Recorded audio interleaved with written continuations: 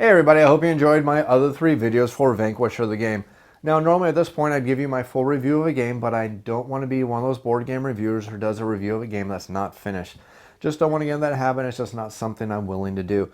So basically what I want to do is just give you my overview of what I thought about some of the gameplay mechanics and let you know about what I know that will exist in the final copy of the game.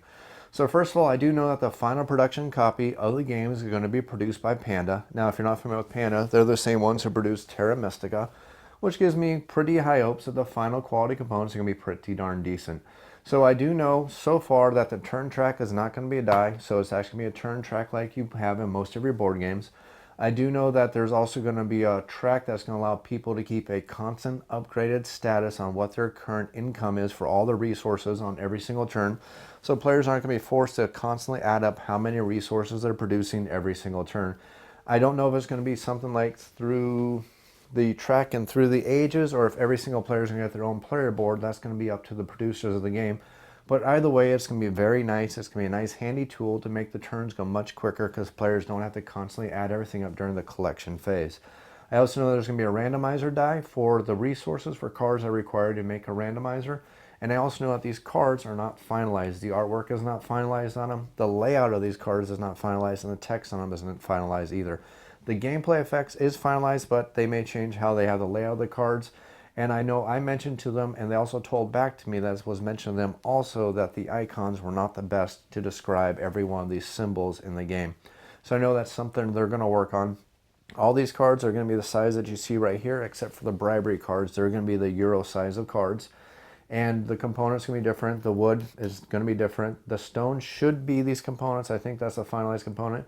Obviously, the ore is not a final component, and I do believe that these will be the final components for the farmers, but everything else is going to be different, including these cubes. Instead of having individual cubes, they're going to have lots of bricks and blocks, which are going to be pre-shaped to help you build your buildings much quicker and much more efficiently on the board, which is very nice because this is something I can't show you without shaking the camera, and I'm not going to do that to you, but if somebody bumps the board pretty hard, everything pretty much just slides all over with these cubes, so it's not really good, and I'm glad that's something they're looking into.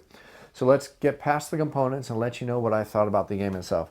So overall, I actually enjoyed the gameplay mechanics. I had a lot of fun with it. I'm one of those people who owns tons of board games, and as my wife would say, I own too many of them. And while I disagree with that point, I do have to say that I enjoy board games that do different things. I know when I did my Battaglia review, I mentioned how much I enjoy Battaglia because it's just a game I've never played anything like it before. And that's something I really enjoyed about Vanquisher. This is something different. Okay, yeah, I've played Blokus before. Yeah, played my European games where you're trying to build your engine, get your engine started. It's going to give you the resources to do things. I've never seen those combined together, and it is really cool how it works.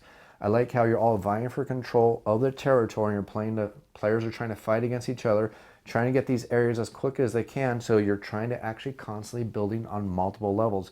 You're building the buildings that you need to give you your resources, but you're also building the buildings that kind of are going to give you the layouts that's going to allow you to spread across the board quicker. But you have to be quicker because not all buildings are going to be available for you, because some players are going to start building their armies, which are going to be blockading you and preventing you from building in certain parts of the board, making your life more difficult.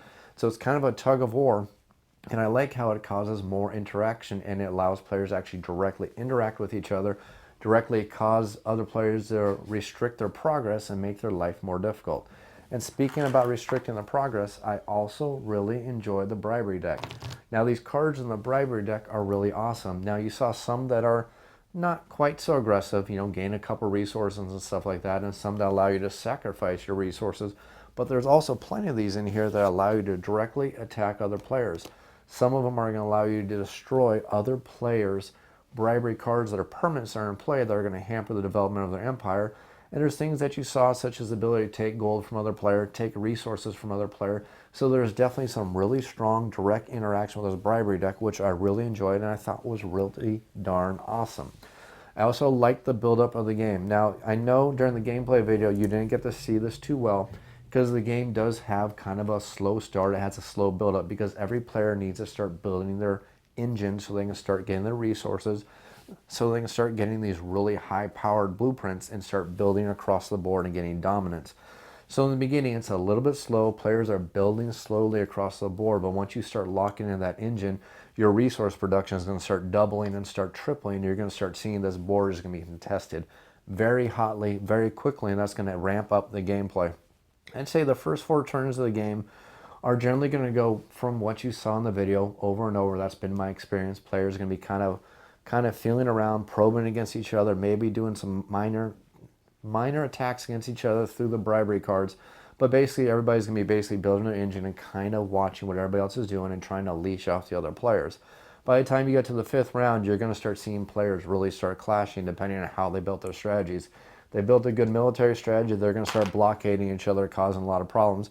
They built a good resource engine, they're going to start using those resources to start getting some of these really big buildings that are worth victory points and also take up a good portion of the board so they can start getting those end game victory points. Now, there are multiple ways to score victory points in this game, but the massive amount of your victory points are going to come from the area control. Matter of fact, at the end of the game, the player who has the most area control gets 7 free victory points, and that's a huge bonus in this game. Because this is one of those games, at least in my experience, 50 seems to be a really good score in this game. So if you're scoring an extra 7 victory points, you can see how that can make a very huge difference. And also, there's a couple of buildings that give you free victory points. All the religious buildings, the temples, they go anywhere from 1. I think the best one gives you 8, which is a pretty decent amount of victory points. So I enjoyed all the mechanics. I enjoyed the fact that there's multiple paths to victory, and I didn't really feel like we were all shoehorned into one thing, except for in the beginning, because in the beginning, like I said, you're trying to build up your engine so then you can start exploding across the board. The game does have a lot of variety in the fact that the way these blueprints are going to come up is going to be different every time you play the game. Now there's 90 cards in this blueprint deck, and there's multiples of many of the cards, but the most I've ever seen of any card is 5 of a specific card. And some of the very, very powerful cards, there's only 1 of each. So when those come up, players are going to be fighting for those. These bribery cards are also creating a lot of interaction and changing the gameplay and changing your strategies as you get them. I've actually literally have had a strategy in my head, drawn a bribery card and said, ooh, I like that. I think I'm going to change my strategy, which may set me back for a round as I try to reallocate my resources. But it's come up to help me be more powerful in the end, and I really like that. I like how your strategies are constantly evolving, constantly changing based on what the other players are doing, based on what you're doing, and what kind of cards are coming into play. So overall, I really, really enjoyed the gameplay experience. I am actually looking forward to the final production of the game. And again, like I said, this was all a preview copy of the game. This is not final components. This was just to give you an idea of exactly how the game plays. I hope you enjoyed this video, and I hope you enjoyed this actual full video series for the game of Vanquisher. If you're interested in learning more, check out the game Vanquisher at the producer's website. I'll try to put a link to that at the bottom of this video. Once I find out what link they want me to use, I'm going to contact them, send them an email, and add it to the video. They're also supposed to add the Vanquisher board game to the Board Game Geek website, so it can also be accessed there to start giving you some more information. Also, I freely have invited the guys who are producing this game to go over to my YouTube channel, start leaving comments, and start answering your questions. If you have any comments or questions, they're going to answer them over there for you, such as when is the final release of the game going to be available. Anyways, if you have any comments or questions, leave them in the YouTube comments down below. If you want to, you can feel free to email me at offtheshelfboardgamereviews. That's otsbgr@gmail.com. As always, thanks for subscribing. Hit that like button, and thanks for watching.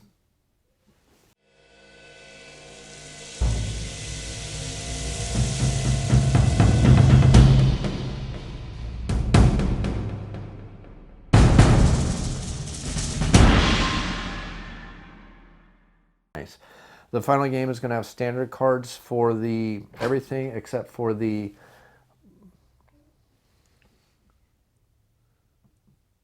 hi. You're interrupting again. Yes, you. Hi. You're going to make a record all over. All over. Monster. Every one of these symbols represented my tutorial video because they may change and I don't want my video to be pretty much useless at that point. This is twice. This is twice in a row. Hi. You know, there's a reason why you're named Lunatic, because you're a crazy cat. Yes, you are. You're a crazy, 100% crazy kitty.